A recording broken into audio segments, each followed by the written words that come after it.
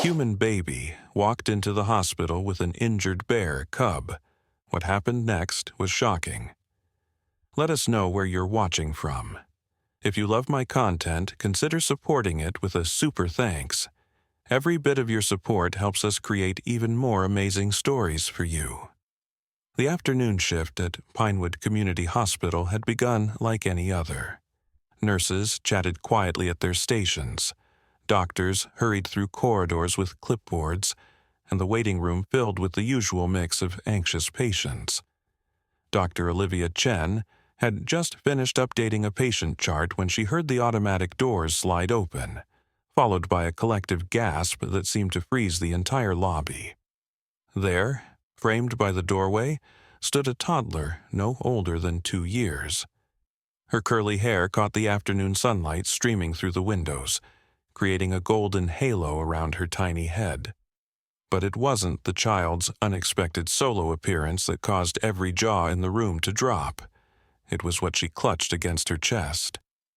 Nestled in her small arms was a whimpering bear cub, its dark fur matted with blood around what appeared to be an injured paw. "Oh my God," whispered Nurse Jackson, the first to break the stunned silence. Is that a baby with a bear?" The child took another wobbly step forward, her determined expression contrasting sharply with her tiny stature. The bear cub made a soft mewling sound, pressing closer to the toddler as if seeking protection. The girl's eyes, wide and earnest, scanned the room until they locked with Dr. Chen's.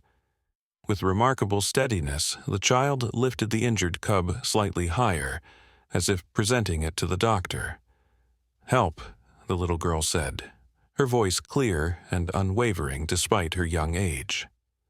"Help Bear." Security guard Tom Martinez moved toward the pair cautiously. "Where did she come from? Where are her parents?" he asked, voicing the questions racing through everyone's mind. The hospital doors remained empty. No frantic adult followed the child in. The toddler seemed unbothered by the commotion her arrival had caused. She simply stood there, small fingers gently stroking the cub's trembling form, waiting expectantly for someone to respond to her simple request. The injured animal made no attempt to escape or lash out, instead nuzzling weakly against the child's shoulder. "Nobody move too quickly," Dr. Chen instructed, slowly approaching the unusual pair. "We don't want to frighten either of them." As she drew closer, Dr. Chen could see the severity of the cub's injury, a deep gash across its front paw that continued to seep blood. The child watched her approach with an expression of trust that seemed far beyond her years. Around them, hospital staff and patients remained frozen in a mixture of fear, confusion, and astonishment. Outside, thunder rumbled as storm clouds gathered, casting the lobby in premature shadows. The automatic doors opened again, this time admitting a gust of wind rather than another unexpected visitor. The toddler turned toward the sound, her face suddenly creased with worry as she pulled the cub closer. "Mama Bear coming," she whispered, her voice now tinged with urgency. "Help fast." The words sent a new wave of tension through the already stunned crowd. Dr. Chen looked from the child to the injured cub, then to the darkening sky visible through the entrance. A decision had to be made, quickly. Dr. Chen knelt down to the toddler's eye level, careful to maintain a non-threatening distance. The bear cub's breathing was becoming more labored, and its usually bright eyes were half closed in pain. Every medical instinct in her body told her to help this suffering creature. Yet protocol and common sense screamed warnings about wild animals in a hospital setting. "What's your name, sweetie?" she asked the little girl, buying precious seconds to think. "Emma," the child replied simply, still stroking the cub's head with gentle, rhythmic movements. "Bear is Buddy." Nurse Jackson appeared at Dr. Chen's side, her voice low and urgent. "Dr. Chen, we need to call animal control. and find this child's parents. This is— Look at its paw, Dr. Chen interrupted, pointing to the cub's injury. That's a trap wound. Someone set a trap, and this cub got caught. It's losing blood. The hospital's head of security pushed through the gathering crowd, his face tight with concern. Dr. Chen, with all due respect, we can't treat a wild animal here. And if what the child says is true, and there's a mother bear in the vicinity— His words were cut short by Emma's small voice. "Please," she said, tears now welling in her eyes. "Buddy hurt bad." Something in the child's plea, or perhaps in the quiet trust with which the injured cub remained in her arms, made Dr. Chen straighten her shoulders. She had become a doctor to heal, and right now, two vulnerable beings needed her help. "Get me Doctor Patel from Pediatrics and call Dr. Rivera. She volunteers at the Wildlife Sanctuary on weekends," Dr. Chen commanded, her decision made. "We'll use exam room 3. And someone contact Child Services and the ranger station. We need to find out where this little one came from and make sure we're prepared if a mother bear really is nearby." As if in answer to her words, a distant roar echoed from somewhere in the wooded area behind the hospital. "Hurry," Emma whispered, her eyes wide with a knowledge that seemed impossible for a child her age. Security began ushering visitors and non-essential personnel away from the entrance, while Dr. Chen gently placed a hand on Emma's shoulder, guiding her toward the exam room. The cub remained remarkably calm in the child's arms, occasionally making soft whimpering sounds that Emma answered with quiet, soothing murmurs. "Can you tell me how you found Buddy?" Dr. Chen asked as they walked, trying to piece together this extraordinary situation. Emma's response was simple, yet perplexing. "Buddy called me, in here." She touched her temple. "Buddy's scared. Mama Bear scared too." Before Dr. Chen could process this strange answer, they arrived at the exam room where Dr. Rivera was already waiting, her face registering shock as she took in the unusual patient. "Olivia, you can't seriously be considering," Dr. Rivera began. "I am," Dr. Chen replied firmly. "Look at them, Maria. Something extraordinary is happening here, and I'm not turning them away." Outside the window, the storm clouds had completely darkened the sky, and rain began to patter against the glass. Somewhere in the distance, another roar sounded, closer this time. The exam room transformed into a flurry of careful activity. Dr. Rivera, despite her initial protests, quickly assessed the bear cub's injury while Dr. Chen attended to Emma, checking for any signs that the child herself might be hurt or ill. Remarkably, apart from some dirt on her clothes and face, Emma appeared perfectly healthy and completely unbothered by the bizarre situation she had created.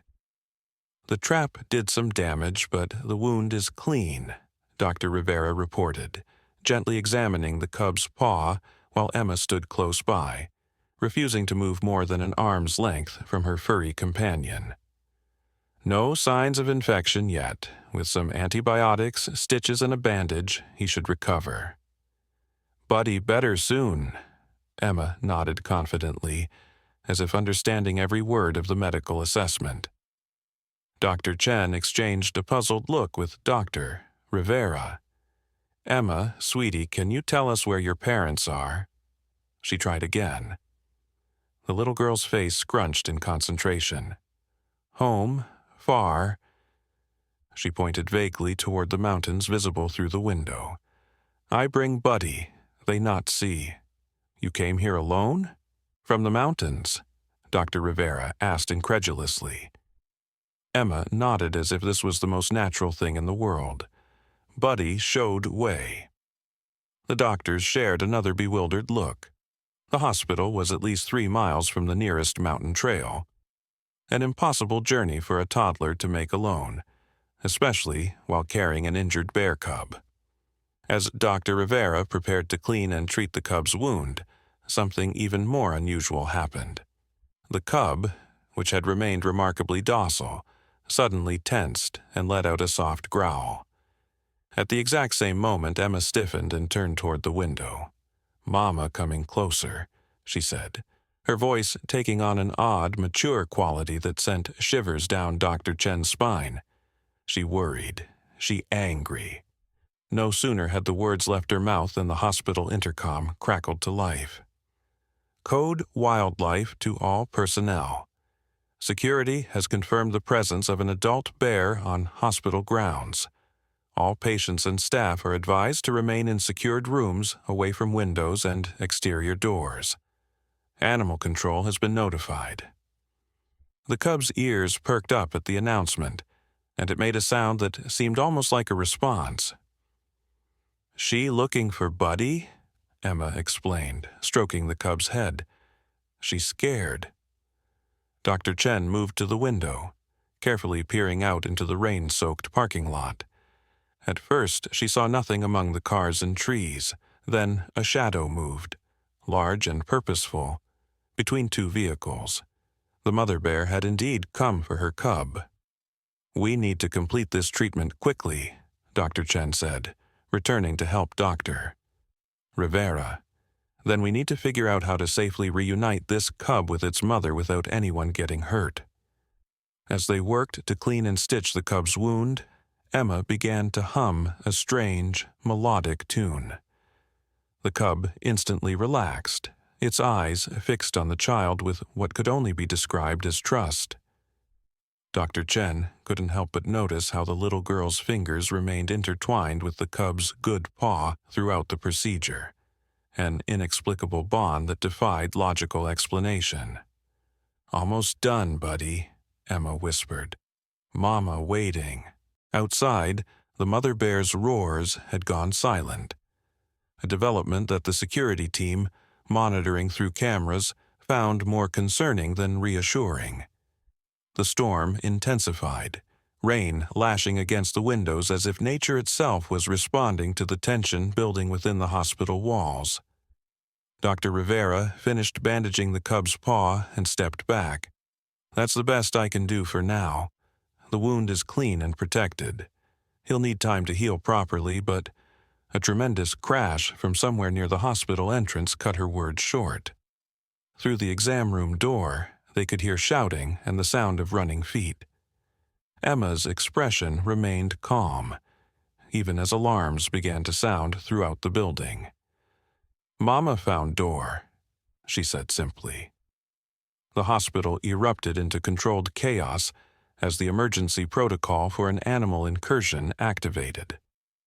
Through the exam room door, they could hear security personnel shouting instructions and the distant sound of furniture being overturned. The mother bear had found her way inside, and nothing would stop her from reaching her cub.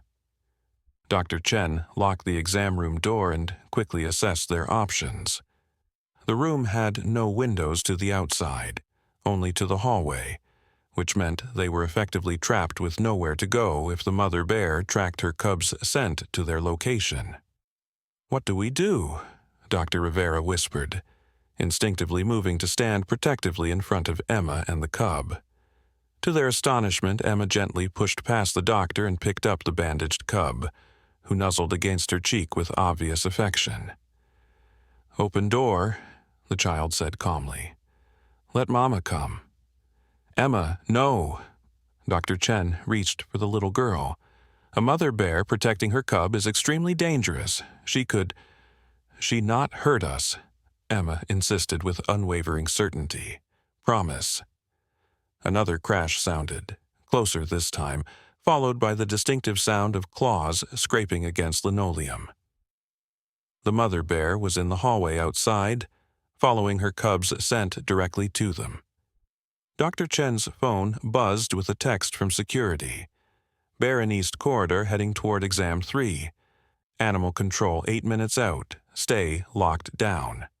Heavy breathing and snuffling noises became audible just outside their door, followed by a low, rumbling growl that seemed to vibrate the very walls of the room. The door handle rattled as something large pressed against it from the other side. Emma looked up at Dr. Chen, her eyes somehow both childlike and ancient. "Trust," she said simply, extending her small hand.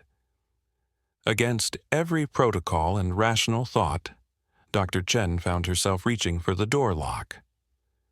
Dr. Rivera gasped but didn't move to stop her, seemingly equally transfixed by the strange confidence emanating from the toddler. The moment the lock clicked open, the door pushed inward with surprising gentleness, revealing the massive form of the mother bear. She filled the doorframe, her wet fur glistening under the fluorescent lights, eyes immediately locking onto her cub in Emma's arms. Time seemed to stand still as humans and bears regarded each other in the small exam room. The mother bear's nostrils flared as she took in the scents: antiseptic, fear, her injured cub, and the unmistakable scent of the small human holding him. Instead of charging or attacking, the mother bear lowered her head slightly and made a soft, chuffing sound. In Emma's arms, the cub responded with a similar noise. "See?" Emma whispered. "She say, thank you." As if understanding the child's words, the mother bear took a tentative step forward, then another, her movements deliberate but non-threatening.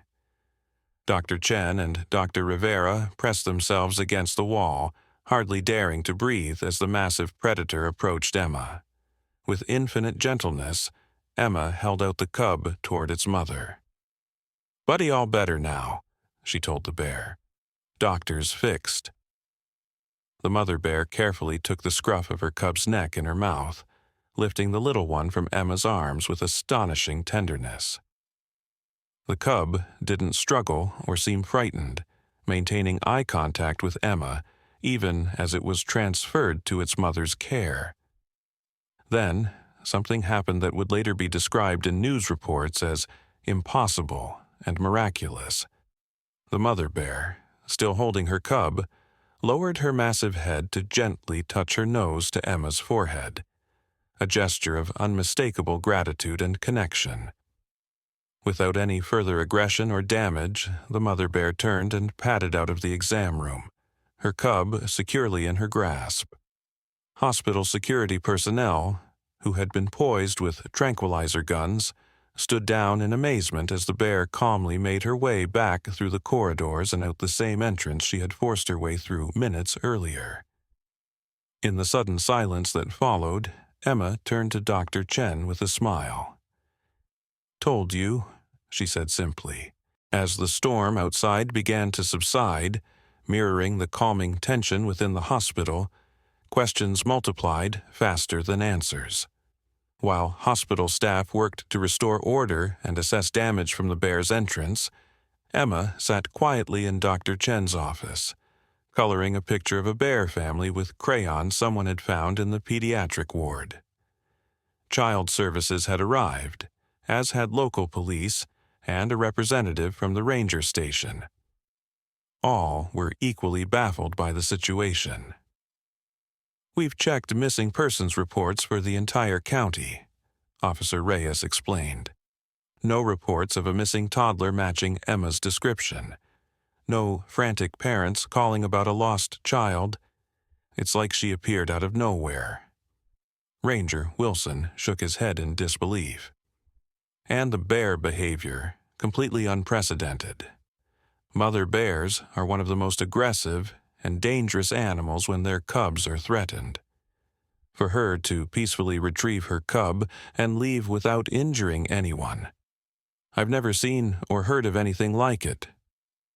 Dr. Chen watched Emma through the office window, noticing how the child seemed completely untroubled by the commotion surrounding her.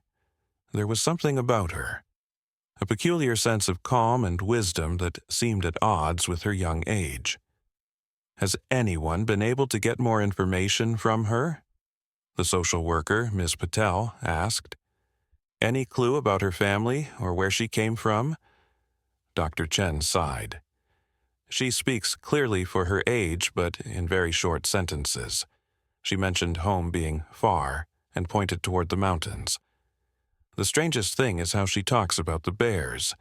as if she can communicate with them somehow. "That's ridiculous," Officer Reyes scoffed.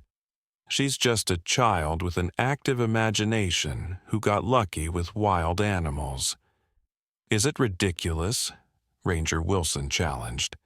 "Then explain how a toddler managed to carry an injured bear cub for what must have been miles without being attacked by its mother. Explain how she knew the mother bear was approaching before our security cameras spotted her. Explain the behavior of both bears, particularly that moment when the mother touched her nose to the child's forehead." The group fell silent, each person contemplating the implications of what they had witnessed. Through the window, they could see Emma had finished her drawing and was now looking directly at them, her expression serene, yet somehow knowing. Dr. Chen felt a chill run down her spine as a new thought occurred to her. What if she's telling the truth in the only way she knows how? What if she really can communicate with them? "That's not possible," Miss Patel began, but her protest lacked conviction. Dr. Chen opened her office door and approached Emma, kneeling beside her chair. "Emma, that's a beautiful drawing," she said, looking at the colorful image of two bears, one large, one small, standing beside a tiny human figure. "Can you tell me more about how you found Buddy?" Emma pointed to her temple again, heard him crying. "Here." "In your mind?" Dr. Chen asked gently. Emma nodded. "Bears always talk to me, since baby." She pointed to the mountains visible through the window, now bathed in the golden light of the setting sun. "My secret. And your parents? Do they know about your secret?" A shadow passed over the child's face. "They think pretend. Not real." She looked up at Dr. Chen with eyes that suddenly seemed far older than her years. "But you saw. You know real." Before Dr. Chen could respond, the office door opened and a frantic couple burst in, followed by security. "Emma!" the woman cried, rushing forward to scoop the child into her arms. "Oh God, we've been searching everywhere." The man, presumably Emma's father, turned to the assembled officials with a mixture of relief and embarrassment. "We were hiking, set up camp in the valley. We fell asleep, and when we woke up, she was gone. We've been searching for hours. Someone at the ranger station told us a child had been brought here." As Emma's mother held her tight, the little girl looked over her shoulder at Dr. Chen, her expression a mixture of pleading and resignation. Dr. Chen understood instantly. Emma's parents didn't know or didn't believe in their daughter's extraordinary ability. "Emma was quite an explorer today," Dr. Chen said carefully. "She found her way here all on her own. She's always wandering off." Emma's father sighed. "Always talking about animals and how they speak to her. We've had her evaluated, but the doctors just say she has an active imagination." Emma's eyes remained fixed on Dr. Chen, silently asking her to keep the secret of what had really happened. "Well, she's certainly imaginative," Dr. Chen agreed, choosing her words carefully. "But today she also showed remarkable compassion and bravery." As Emma's parents completed paperwork and answered questions from the authorities, Dr. Chen slipped the child's drawing into her pocket, a simple image that somehow captured the impossible events of the day.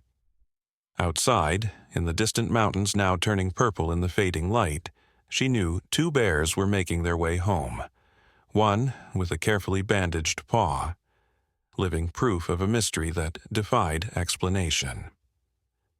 Later that evening, after Emma had been safely returned to her parents with strict instructions to follow up with her pediatrician, Dr. Chen stood alone in the hospital parking lot. The extraordinary events of the day had left her with a profound sense of having witnessed something beyond the realm of ordinary explanation. The hospital administration had already begun crafting a carefully worded statement about a wildlife incident that had been successfully managed without injury to patients or staff. No mention would be made of a toddler who carried a bear cub, or of a mother bear who showed gratitude instead of aggression. Such details would be dismissed as exaggeration or hysteria, too fantastic to be believed. Yet Dr. Chen had seen it with her own eyes. She reached into her pocket and pulled out Emma's crayon drawing. In the bottom corner, she now noticed something she had missed earlier. Tiny stick figures in white coats standing beside the bears and the child. One had glasses just like hers. Below them, in wobbly letters that shouldn't have been possible for a child so young to write, were the words, "Thank you for believing." A soft rustling from the tree line at the edge of the parking lot caught her attention. Dr. Chen froze, peering into the gathering darkness. Two pairs of eyes reflected the hospital lights briefly, one large, one small, before disappearing back into the forest. "You're welcome, Doctor," Chen whispered to the empty night. As she drove home, Dr. Chen knew that the file on today's incident would eventually be closed. The reports filed away, the story becoming just another unusual anecdote in the hospital's history. But for a select few who had been in that exam room, who had witnessed the impossible connection between a human child and wild creatures, life would never be quite the same. Some mysteries, she realized, weren't meant to be solved or explained away. Some were simply meant to be witnessed, honored, and held close. A reminder that the world contained more wonders than our minds could comprehend. And somewhere in the mountains, a child who spoke to bears would continue her extraordinary journey, carrying a secret that only the wilderness, and now a handful of astonished humans, would ever truly understand. Months passed, and the bear incident at Pinewood Community Hospital faded from local headlines. Dr. Chen had given her official statement, carefully omitting the more inexplicable aspects of that remarkable day. The hospital had repaired the damage to the entrance doors, installed new security protocols for wildlife encounters, and moved on. But Dr. Chen had not forgotten. She kept Emma's drawing pinned inside her locker, a daily reminder that there were things in this world that defied medical or scientific explanation. Occasionally, she would find herself gazing toward the mountains during her breaks, wondering about the child with the extraordinary gift and the bears who had trusted her. On a crisp autumn morning, Dr. Chen was hiking one of the mountain trails, seeking the peace that nature always provided after a difficult shift. The forest was alive with the sounds of birds, and the rustle of leaves turned gold and red by the changing season. She had ventured farther than usual, following a less traveled path that wound deeper into the wilderness.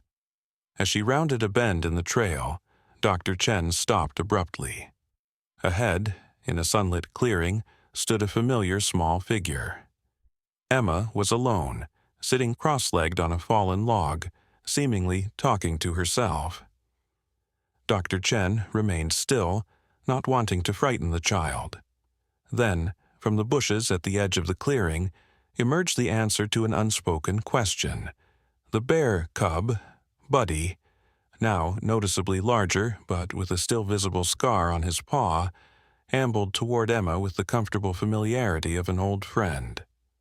Behind him, watchful but relaxed, the mother bear kept a protective distance. Emma laughed as the cub playfully nudged her shoulder, her small hands reaching up to scratch behind his ears. No words were exchanged that Dr. Chen could hear, yet there was an unmistakable communication happening between child and animals, a silent language of gestures, expressions, and something more profound that transcended ordinary understanding. Dr. Chen must have made some small sound, for suddenly all three, Emma and both bears, turned to look in her direction. The mother bear tensed briefly, but Emma placed a reassuring hand on the cub's head. and amazingly, both animals remained calm. "Hello, Dr. Lady," Emma called. Her vocabulary clearly expanded in the months since their last encounter. "Come meet my friends again." Heart pounding, Dr. Chen stepped hesitantly into the clearing. The mother bear watched her approach but made no aggressive moves. The cub, seeming to recognize her, actually took a few curious steps in her direction before his mother grunted softly, calling him back. "They remember you," Emma explained, patting the log beside her in invitation. "Buddy's paw all better. See?" The cub obligingly lifted his once-injured paw, the healed scar barely visible beneath his fur. Dr. Chen marveled at the sight, at the impossible situation in which she found herself. Having a casual conversation with the child while wild bears lingered nearby like family pets. "Emma," she said carefully, taking the offered seat on the log but maintaining a respectful distance from the bears. "How do you do it? How do you talk to them?" The little girl shrugged, as if the answer were the most natural thing in the world. "I don't talk. I listen." She tapped her chest over her heart. "In here, everyone can. Most people forget how." As if to demonstrate, Emma closed her eyes for a moment. The mother bear immediately responded, moving closer to her cub and making a series of soft vocalizations. The cub answered with similar sounds. Then both bears turned their attention back to Emma, who nodded as if they had just had a complete conversation. "They say thank you again," Emma translated. "For fixing Buddy's paw. They say you have a good heart." Dr. Chen felt tears spring unexpectedly to her eyes. "Tell them they're welcome," she whispered. Emma smiled but shook her head. "You tell them, try." Feeling somewhat foolish but unable to refuse the earnest request, Doctor. Chen looked directly at the bears. Instead of speaking aloud, she focused on feeling genuine warmth and goodwill toward these magnificent creatures, projecting thoughts of care and respect as best she could. To her astonishment, the mother bear made direct eye contact with her, held it for several heartbeats, then lowered her massive head in what could only be described as a nod of acknowledgement. A tingling sensation, almost electrical, passed through Dr. Chen's body, leaving her breathless with wonder. "See?" Emma said, beaming. "You remember how—" For nearly an hour, Dr. Chen sat in that clearing with Emma and the bears, witnessing their interactions and occasionally participating in their silent communication. Emma explained, in her simple but profound way, how she had discovered her gift as an infant, how the animals of the forest had always been her teachers and friends, and how she had learned to keep her ability secret from a world that wouldn't understand. "My parents think I make up stories," she said, with the innocent wisdom of childhood. "That's okay. Some things are just for knowing, not for telling." When it was time to leave, Dr. Chen made a decision. "Emma, would it be all right if I visited you sometimes? Not to study you or tell anyone about this." She gestured to the bears, who were now playfully wrestling at the edge of the clearing. "But just to learn. To remember what I've forgotten." Emma considered this seriously, then nodded. "Forest says yes. You belong here too." As Dr. Chen made her way back down the mountain trail, she carried with her more than just the memory of this extraordinary encounter. She carried a renewed sense of the world's mystery and magic, and the understanding that some connections transcend the boundaries we create between species, between the rational and the inexplicable, between what we know and what we feel. In a small clearing high in the mountains, a child was teaching bears to trust humans, one heart at a time. And perhaps, just as importantly, she was teaching humans to trust the wisdom of their own hearts, to listen once again to the silent language that connects all living things in ways science had yet to understand, but could never fully explain away.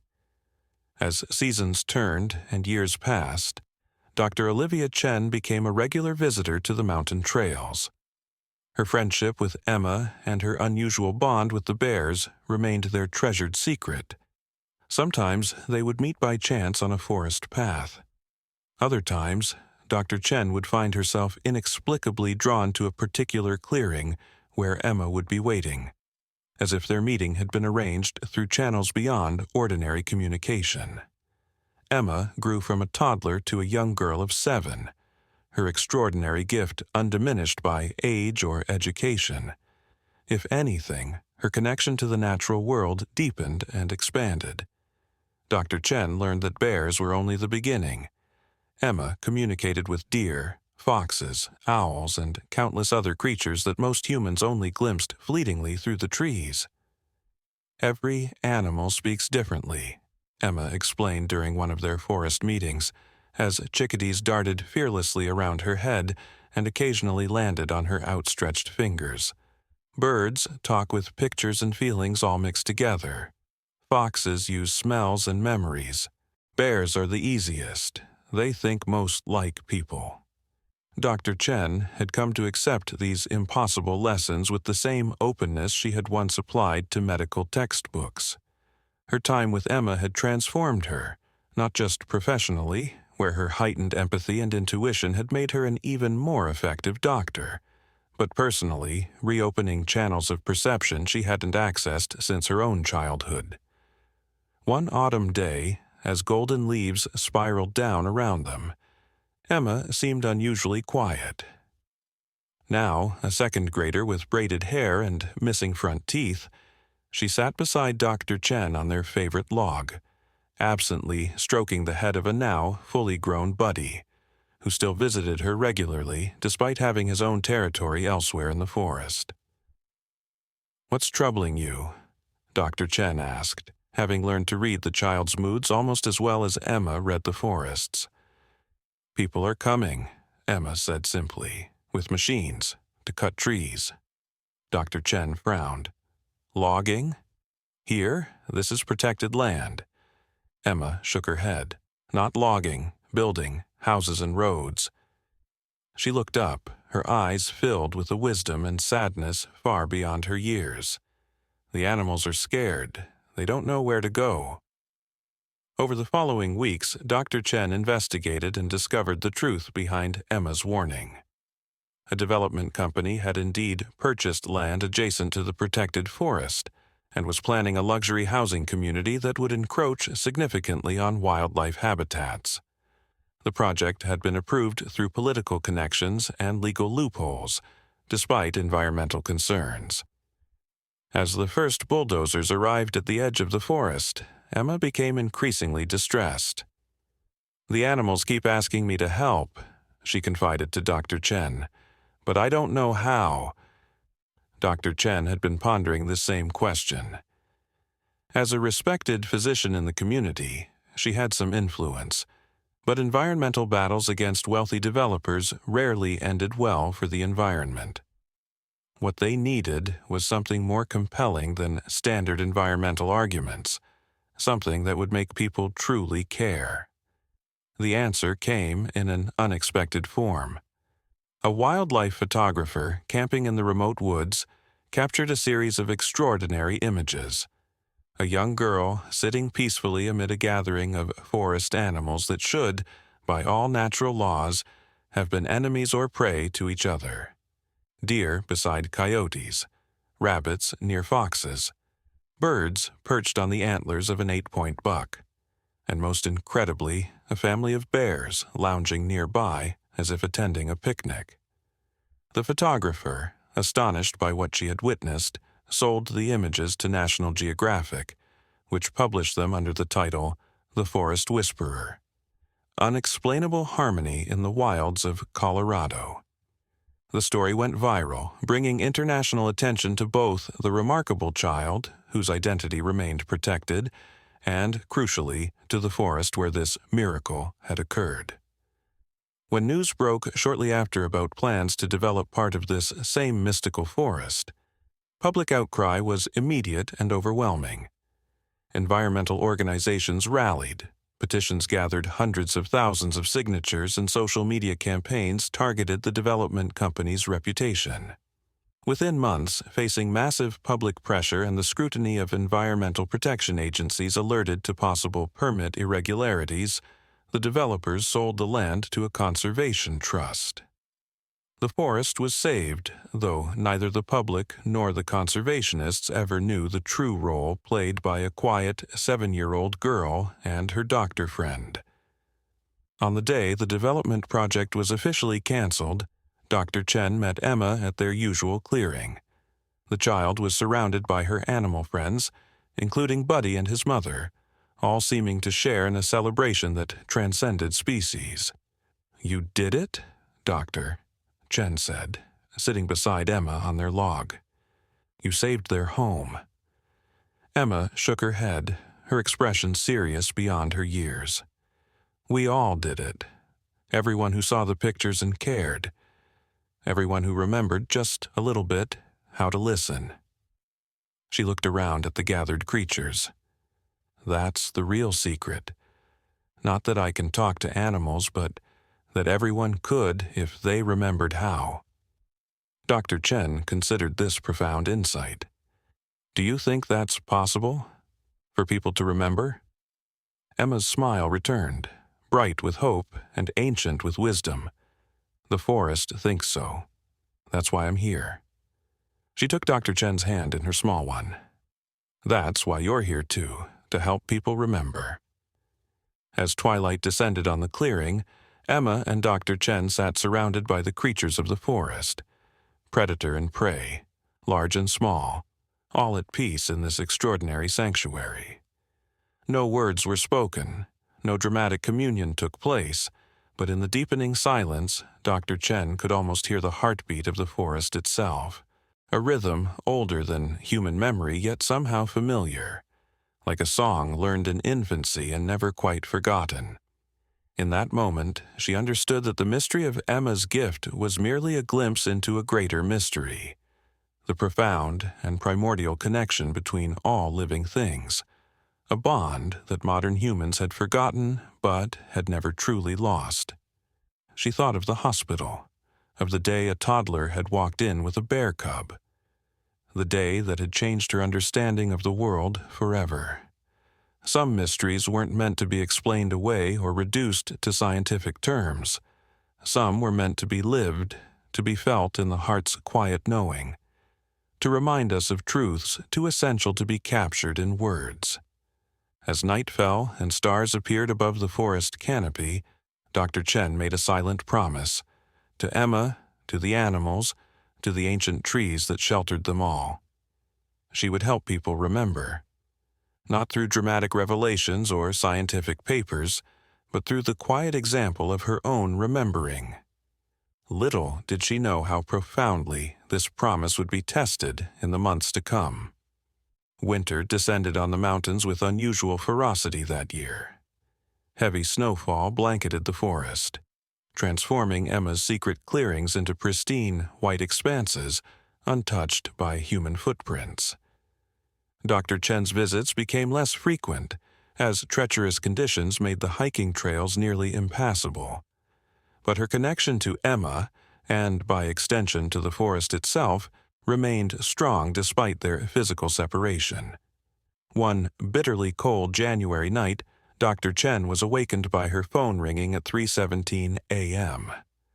Fumbling in the darkness, she recognized the number of Pinewood Community Hospital's emergency department. "Dr. Chen, it's Mark from the ER. I know you're not on call tonight, but we have a situation I thought you should know about." The tension in his voice immediately banished any remaining drowsiness. "What is it?" "A family brought in their daughter about an hour ago. High fever, severe pneumonia. She's not responding well to initial treatment," and he hesitated. "It's that girl, Dr. Chen, the one from the bear incident years ago." Dr. Chen's heart seemed to stop momentarily. Emma Marshall is in the ER?" "Yes, her condition is serious. We're preparing to transfer her to Children's Hospital in Denver, but with this blizzard, the helicopter can't fly yet. Her parents specifically asked if you could come in. 20 minutes later, Dr. Chen rushed through the emergency department doors, her hair still damp from the snow that had quickly soaked through her winter hat during the short dash from parking lot to entrance. The charge nurse immediately directed her to Trauma Room 2, where monitors beeped with alarming frequency around a small figure nearly swallowed by the hospital bed.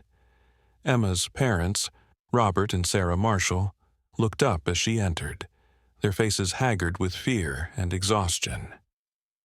Sarah held Emma's small hand between both of hers, while Robert stood rigid at the foot of the bed, as if standing guard against an invisible threat.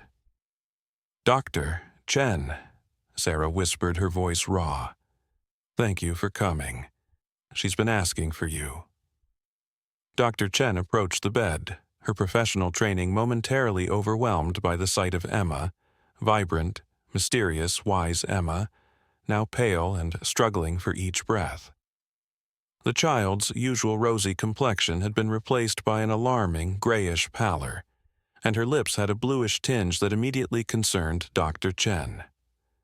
"How long has she been like this?" she asked, reaching for the chart at the end of the bed.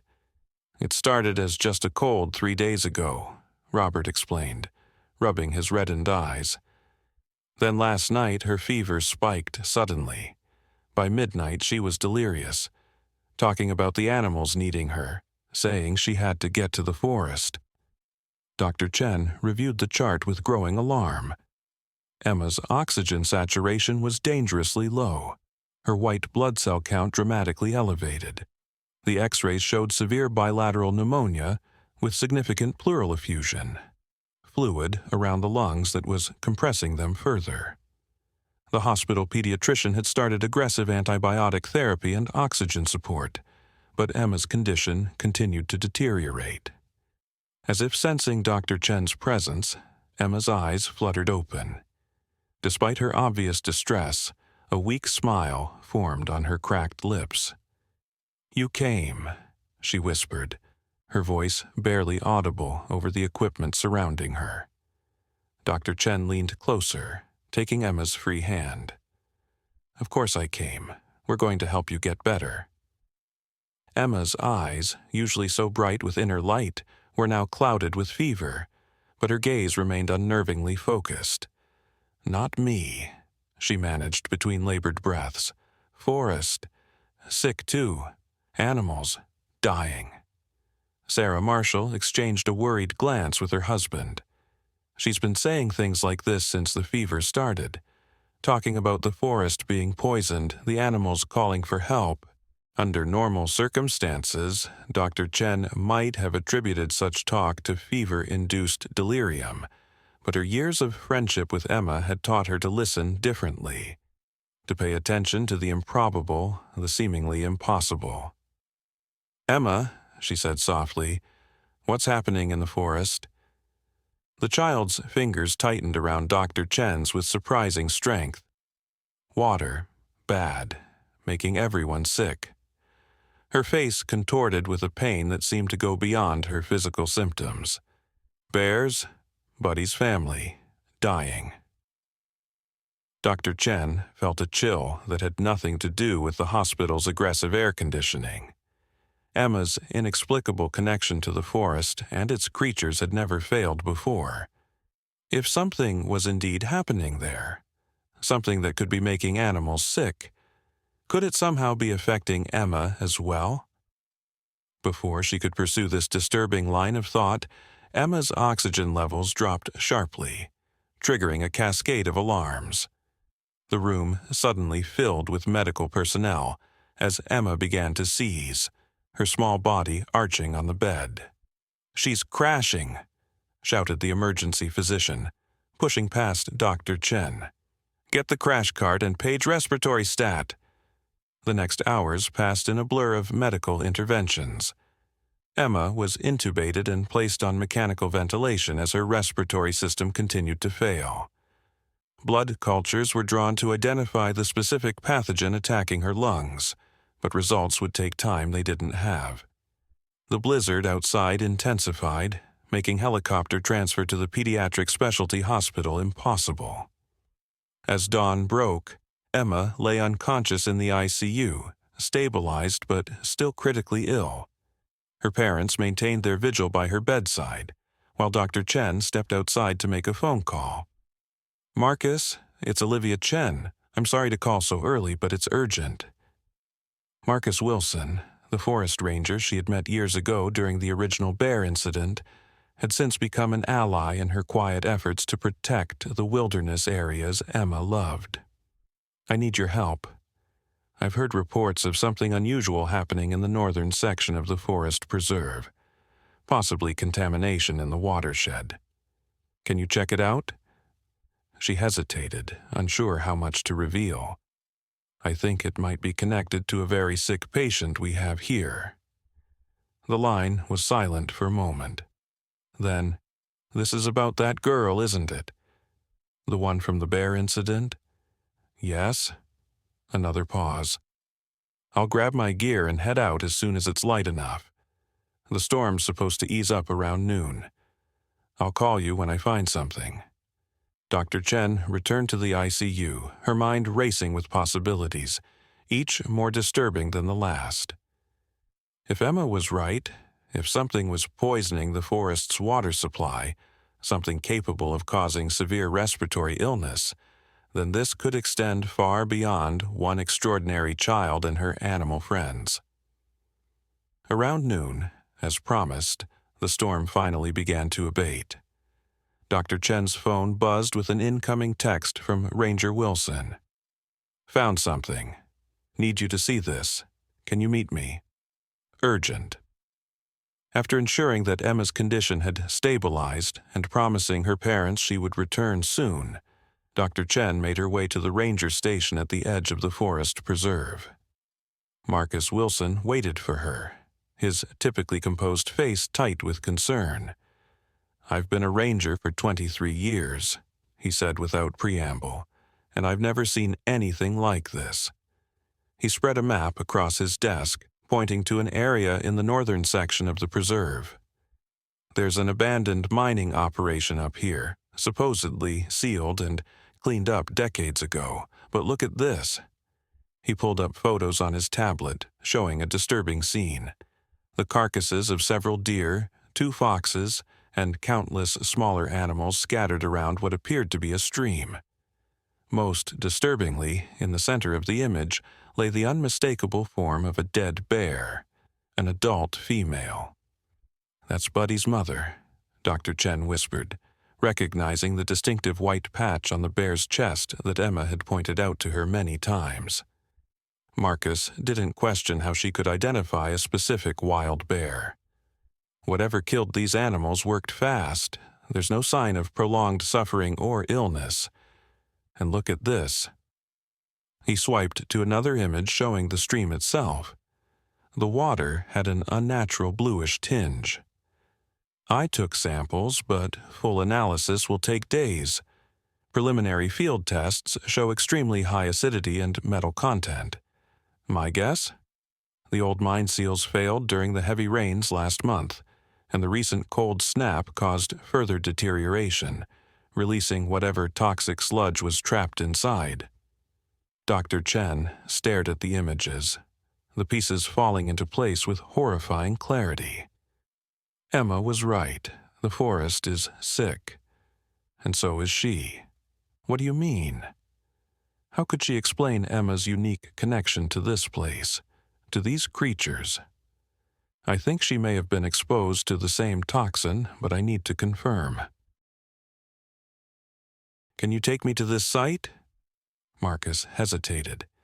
"It's not safe, Olivia. Whatever killed those animals could—" "I'll take precautions, but I need to see it myself. For Emma's sake." An hour later, properly equipped with protective gear from the ranger station, Dr. Chen and Marcus trudged through the snow-covered forest toward the contaminated site. As they approached, the absence of normal forest sounds became increasingly obvious. No birdsong, no rustling of small creatures in the underbrush. Just an unnatural silence broken only by the sound of their own breathing and footsteps. The scene was even more disturbing in person than in the photographs. The stream gurgled with deceptive innocence, its tainted waters flowing from a fissure in what appeared to be a collapsed mine entrance further up the hillside. "Don't get any closer," Marcus warned as Dr. Chen moved toward the water's edge. But something had caught her attention. Tracks in the muddy snow near the bank. Bare tracks, smaller than those of an adult. "Buddy was here," she murmured, following the trail with her eyes. The tracks led away from the poisoned stream, staggering and uneven, as if the animal had been disoriented or ill. Without warning, a low, mournful growl emanated from the trees beyond the clearing. Marcus instinctively reached for his tranquilizer gun, but Dr. Chen placed a restraining hand on his arm. "Wait," she said softly, her eyes fixed on the shadowy form now emerging from the forest.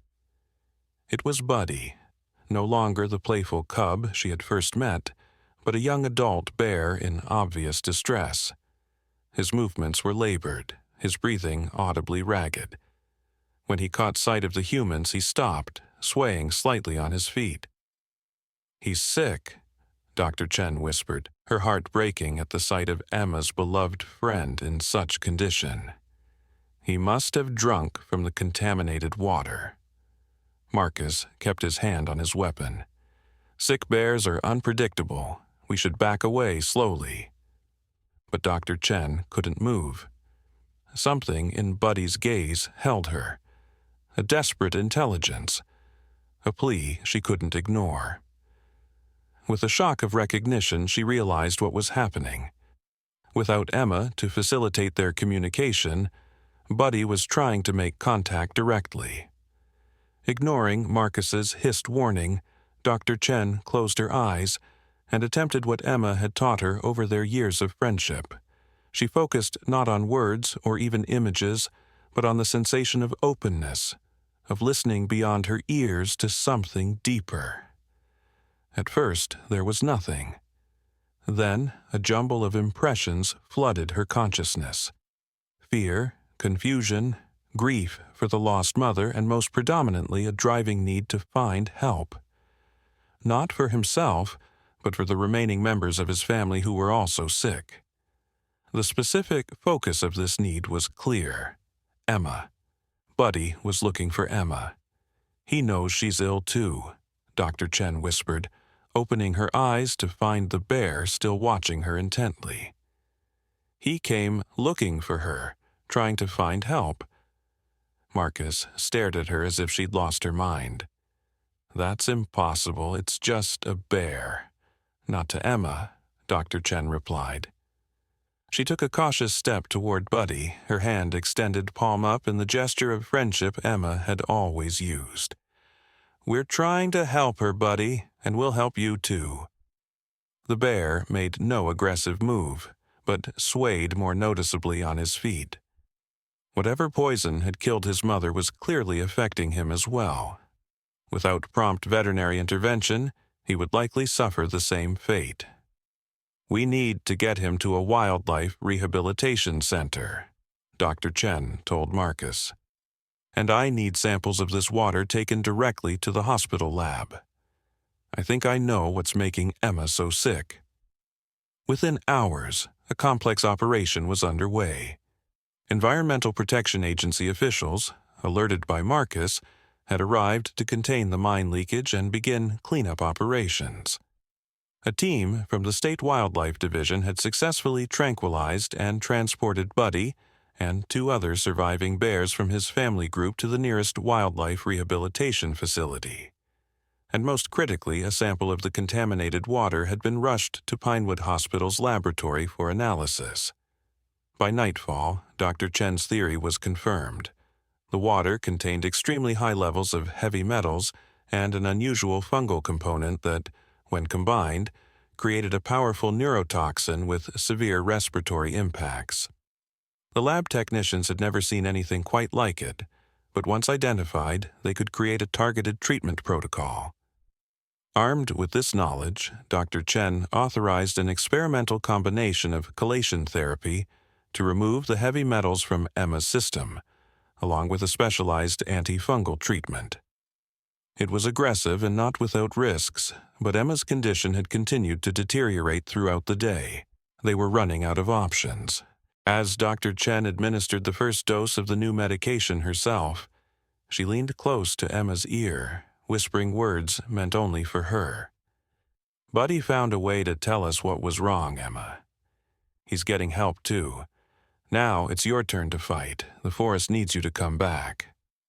Whether it was the new treatment, Dr. Chen's words, or some combination of modern medicine and mysterious connection, Emma's vital signs began to stabilize over the next 12 hours. By morning, she was able to breathe with less mechanical assistance. By evening, her fever had broken. 3 days later, Emma opened her eyes properly for the first time since her admission. Her parents, who had maintained their exhausting vigil by her bedside, wept with relief. Dr. Chen, called to the ICU to witness this miracle, found her young friend pale but alert, her extraordinary eyes once again clear and knowing. "Buddy?" was Emma's first whispered question once the breathing tube had been removed. "He's recovering too, Doctor," Chen assured her, having received regular updates from the Wildlife Rehabilitation Center. "The leak has been contained, and the forest will heal over time." A weak smile touched Emma's lips. "I heard you," she said softly, "when you talked to me, and when you talked to Buddy." Her hand found Dr. Chen's, squeezing with surprising strength. "You remembered how—" Dr. Chen felt tears spring to her eyes as she recalled that moment in the forest, the desperate attempt to communicate with Buddy, the flood of impressions she had received in return. Something had shifted within her during that crisis, some dormant ability awakened by necessity and love. "I had a good teacher," she replied, squeezing Emma's hand in return. As Emma continued her remarkable recovery over the following week, the story of the toxic mine leak and its impact on local wildlife made headlines across the state. Environmental activists used the incident to highlight the ongoing dangers of abandoned mining operations in wilderness areas. What didn't make the news, however, was the inexplicable connection between a human child's illness and that of a forest's creatures, or the extraordinary communication between a doctor and a bear that had ultimately saved lives across species. Some stories, as Emma had once told Dr. Chen, were just for knowing, not for telling. On the day of Emma's discharge from the hospital, Dr. Chen found a small package waiting for her in her office. Inside was a carved wooden bear, exquisitely detailed, with a note in Sarah Marshall's handwriting. "Emma says this is to help you remember, though I don't think you need it anymore." Dr. Chen smiled, placing the carving on her desk where she would see it every day. A reminder of promises made, of ancient connections rediscovered, and of the profound mysteries that still dwelled in the quiet spaces between human understanding and the natural world. Spring arrived with unusual vibrancy that year, as if nature itself was celebrating renewal after the dark crisis of winter. The forest recovered with remarkable speed once the toxic mine was properly sealed and the watershed decontaminated. New growth pushed through soil once barren, and the familiar symphony of wildlife returned to areas that had fallen silent. Emma, too, flourished with the warming days. Her recovery, initially deemed miraculous by her medical team, continued to astonish everyone except Dr. Chen, who had come to expect the extraordinary where Emma was concerned. By April, the child was once again exploring her beloved forest paths, though now with her parents' full knowledge and cautious blessing. The crisis had forced Emma to reveal at least some aspects of her special relationship with the wilderness, a revelation that had initially shocked the Marshalls, but eventually led to a deeper understanding of their unusual daughter. Dr. Chen's own transformation was less visible, but equally profound. The moment of connection with Buddy during the crisis had awakened something dormant within her, a capacity for perception beyond the 5 conventional senses that she was only beginning to explore. Under Emma's casual but expert guidance, Dr. Chen was learning to extend this awareness, not just to animals but to the living presence of the forest itself. On a perfect day in late May, Dr. Chen hiked to what had become their special meeting place, the clearing where she had first witnessed Emma's communion with the bears years ago. The child was already there, sitting cross-legged in a patch of wildflowers, her eyes closed in what appeared to be deep meditation. Not wishing to disturb her, Doctor. Chen waited quietly at the edge of the clearing. As she stood there, she practiced the technique Emma had been teaching her, extending her awareness beyond the boundaries of her skin, letting her consciousness mingle with the countless living presences around her. Gradually, she became aware of a spider constructing its web between 2 branches near her shoulder, the colony of ants building their home beneath a rotting log at her feet, the family of rabbits hidden in a burrow several yards away, watching her with alert curiosity. Most surprising was her growing sensitivity to the trees themselves, not just as background scenery or inanimate objects, but as ancient, aware beings with their own slow rhythms and silent songs. Emma had tried to explain this aspect of her perception, how the oldest trees were like wise elders holding memories of centuries, their root systems forming vast communication networks beneath the soil. They're connected, Emma had told her. Everything is. That's what people forgot how to feel. Lost in this expanded awareness, Dr. Chen almost missed the arrival of their expected guests. Only the subtle shift in the forest's energy alerted her to the approach of several large presences moving through the underbrush with surprising stealth for their size. Emma's eyes opened, a smile spreading across her face as Buddy emerged from the trees, followed by 2 younger bears, his siblings who had also survived the poisoning. Their recovery at the rehabilitation center had been documented and celebrated by wildlife officials, who had released them back into their native territory just weeks earlier. Unlike their first encounters years ago, Dr. Chen no longer felt any fear as the bears approached. Through her friendship with Emma and her own evolving sensitivity, she had learned to recognize the complex intelligence behind their eyes, the distinct personalities that made each animal unique. Buddy, now a handsome young adult bear, approached Emma first, greeting her with the gentle nudge that had become their ritual.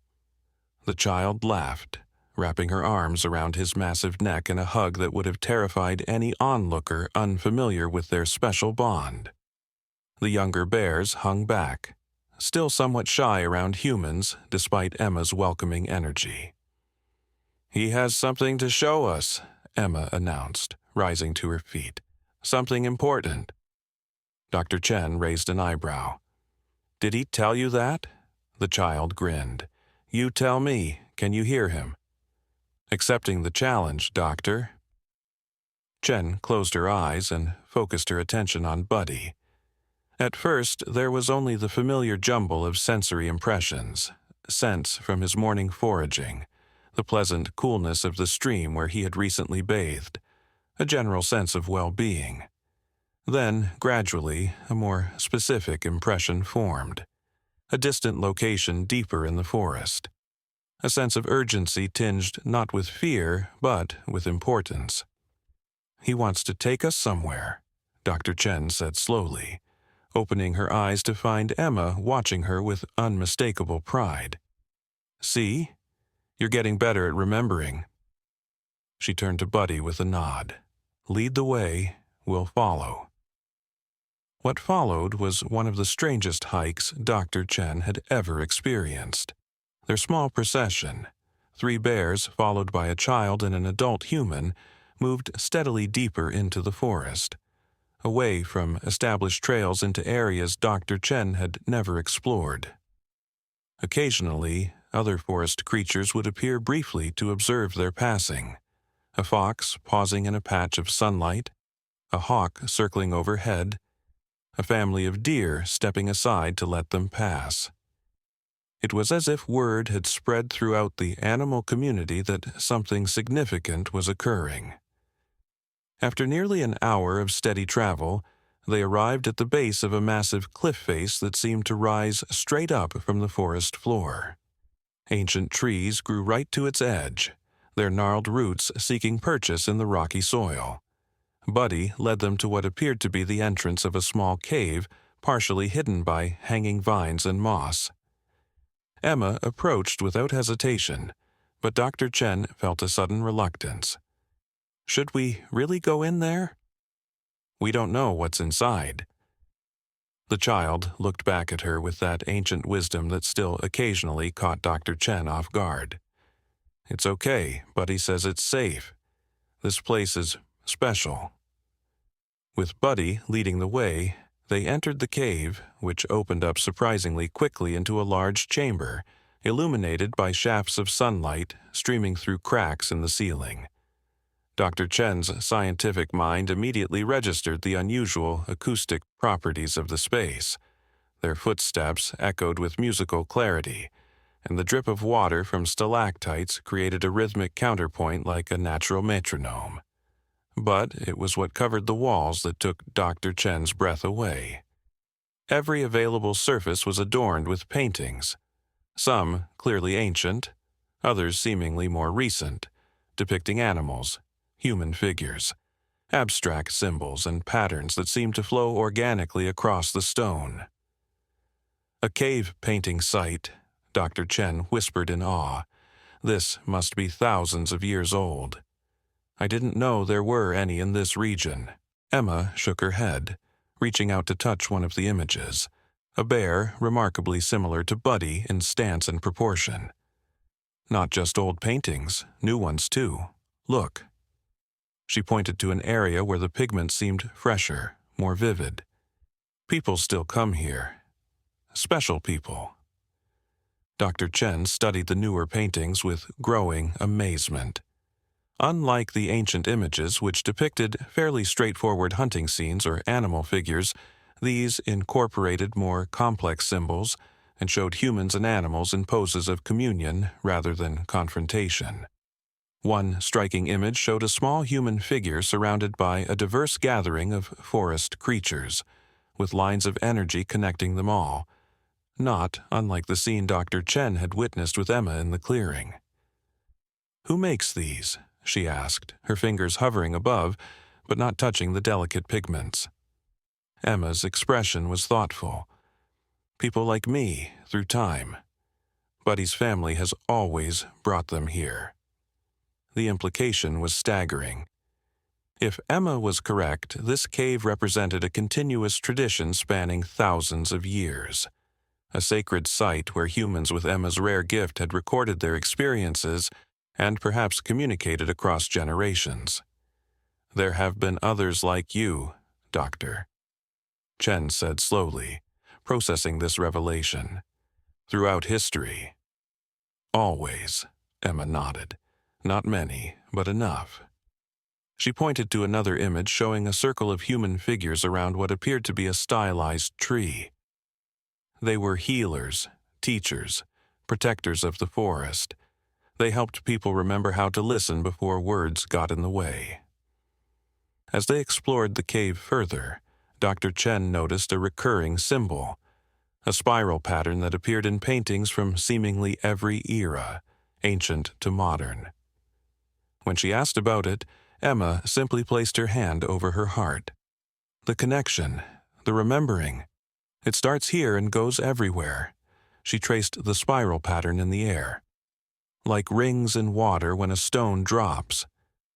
Before Dr. Chen could ask more questions, Buddy made a soft huffing sound from the cave entrance where he had been waiting. Emma immediately turned toward him, nodding as if in response to spoken words.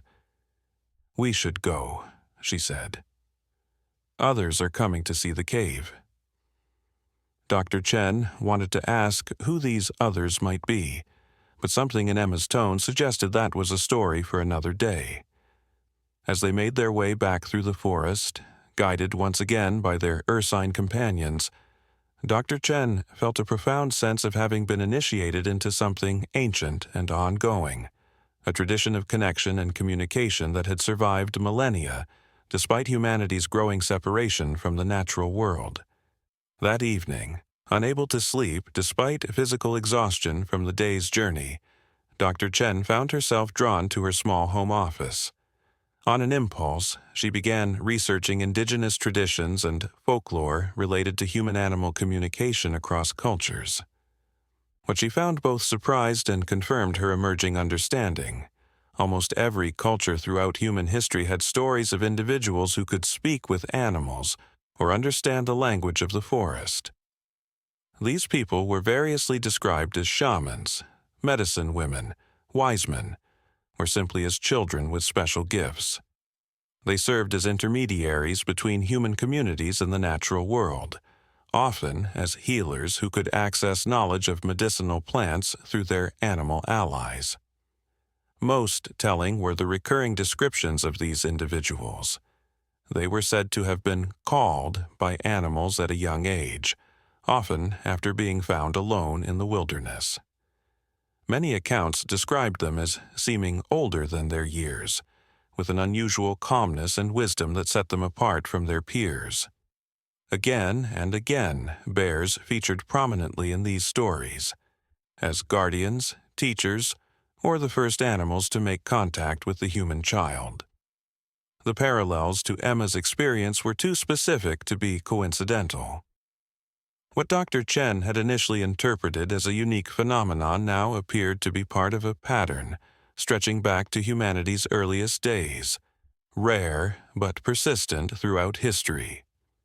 As dawn approached, Dr. Chen made a decision. She would document everything she had learned, everything she had witnessed with Emma, but not for scientific publication or public revelation. Instead, she would create a record for future generations who might encounter their own Emma, a guide for recognizing and nurturing this precious gift of cross-species communication rather than dismissing it as fantasy or delusion. In the days that followed, Dr. Chen began this work in earnest, recording her observations and experiences in a journal that gradually took on the character of both scientific documentation and personal testament. She found herself developing a system of notation for describing the various types of nonverbal communication she had experienced, the direct emotional impressions from Buddy, the complex symbolic language of birds, the slow, deep awareness of ancient trees. At the same time, she continued her regular hospital duties with renewed purpose and insight. Her experiences with Emma had transformed her approach to medicine, heightening her sensitivity to the unspoken communication of her patients, the subtle body language, micro-expressions, and energetic shifts that often conveyed more than words could express. Other doctors began to notice the change in her diagnostic accuracy and patient outcomes. "You have a sixth sense for what's really going on with people," her colleague Dr. Rivera remarked one day after Dr. Chen had correctly suspected a rare autoimmune condition in a patient whose symptoms had puzzled other physicians. "It's almost like you can read their minds." Dr. Chen had only smiled in response. How could she explain that her sixth sense was actually the reawakening of a capacity all humans possessed but most had forgotten? That her time with Emma in the forest had simply reminded her how to listen beyond words, beyond even the boundaries of species. As summer reached its peak, Emma's parents made an unexpected announcement. They had decided to homeschool their daughter, allowing her more flexibility to pursue her unique connection with nature, while ensuring she received a proper education. They had also joined forces with local conservation groups to establish a wildlife corridor protecting critical habitat in the areas Emma had identified as most important to the forest's health. "We still don't fully understand her gift," Sarah Marshall confided to Dr. Chen during a chance meeting at the local farmer's market. But we've stopped trying to make her fit into conventional boxes. She's teaching us as much as we're teaching her. Robert Marshall, once skeptical of his daughter's claims of animal communication, had become an enthusiastic convert after witnessing several unmistakable interactions between Emma and her forest friends. "I was so afraid she was just lost in fantasy," he admitted. "Now I realize we were the ones living in a limited reality." Their acceptance of Emma's extraordinary nature had eased a burden the child had carried silently for years, the strain of hiding such an essential part of herself from those she loved most. The result was a new flourishing of her abilities and a willingness to share more of her experiences with others who showed genuine openness. On a golden afternoon in late August, Dr. Chen arrived at the Marshall home for what had become a regular weekend visit.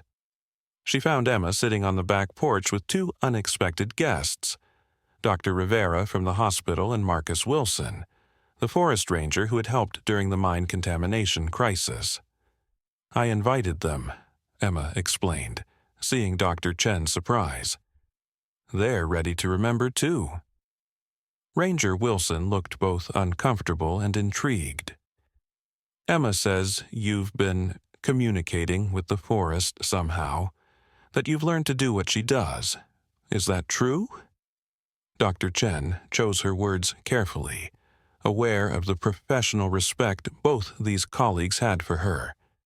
"I've learned that there are ways of perceiving the world that go beyond our conventional understanding. Emma has been my guide, but the capacity was always there, in all of us." Dr. Rivera raised a skeptical eyebrow. "You're talking about what, exactly? Telepathy with animals?" Emma laughed, the sound bright and uncomplicated despite the weight of the subject. "It's not mind reading. It's just listening differently. I'm going to show you." And so began an extraordinary afternoon that would forever alter the lives of two more adults who had thought their understanding of the world was complete. Emma led their small group to a quiet meadow, where a family of deer grazed peacefully, seemingly undisturbed by human presence. Under her gentle guidance, she helped each adult quiet their analytical minds and open their awareness to the subtle impressions emanating from the graceful creatures. Dr. Rivera was the first to gasp softly as she suddenly received a clear sense of the mother deer's protective vigilance, her constant monitoring of potential threats while allowing her fawns to feed. "I can feel her attention," she whispered in awe. "Not in words, but I know exactly what she's focused on." Ranger Wilson took longer to break through his scientific training, but when he did, the experience hit him with particular force. His connection formed not with the deer, but with an ancient oak at the meadow's edge, a tree he'd passed hundreds of times on forest patrols without truly perceiving its sentient presence. "It's aware," he said, his voice uncharacteristically emotional. "Not like human awareness, but something deeper, slower. It knows we're here." Emma watched these breakthroughs with quiet satisfaction. "Now you understand why the forest needs protecting," she said simply. "Not just because it's pretty or useful to humans, because it's alive and aware in ways most people have forgotten." As sunset painted the sky in brilliant oranges and purples, the four sat together in the meadow, sharing their experiences and impressions. A natural alliance was forming, a small but dedicated circle of individuals with complementary skills and positions who could work together to protect the remarkable ecosystem that had brought them together. Dr. Chen looked at the unlikely gathering, a physician, a forest ranger, a pediatrician, and a child with an ancient gift, and felt a sudden certainty that they were part of something larger than themselves. The spiral symbol from the cave paintings came to mind, ripples spreading outward from a single point of contact, widening circles of remembering. "This is just the beginning, isn't it?" she asked Emma, who was lying on her back watching the first stars appear in the darkening sky. The child nodded without looking away from the heavens. "The forest says more people are waking up, all over, starting to remember." She turned to meet Doctor Chen's gaze, her extraordinary eyes reflecting the last light of day. "That's why I'm here, why we're all here, to help with the remembering." As night fully claimed the sky, revealing a dazzling canopy of stars above their small human gathering, Dr. Chen reflected on the journey that had begun with a toddler walking into a hospital carrying an injured bear cub. What had seemed shocking and impossible then now felt like the most natural thing in the world, a reminder of the profound connections that had always existed between all living things, waiting patiently through the centuries for humanity to remember how to listen